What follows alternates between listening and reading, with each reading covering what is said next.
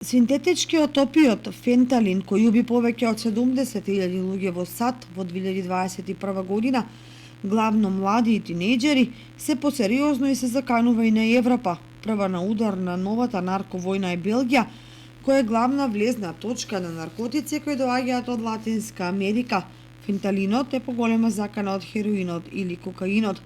Серијата рации за запленување на мали количини фенталин во Европа во последните месеци ги изголеми истрабувањето дека дрогата што го уби музичарот Принс се проширила во Европа, додека мексиканските картели се обидуваат да создадат нов пазар.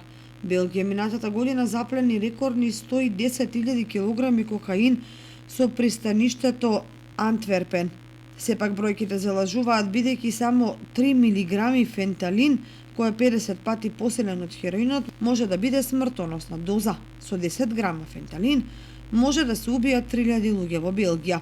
Фенталин е екстремно силен синтетички опиоден аналгетик против болки, кој е доста сличен на морфинот, но е 50 до 100 пати посилен од него.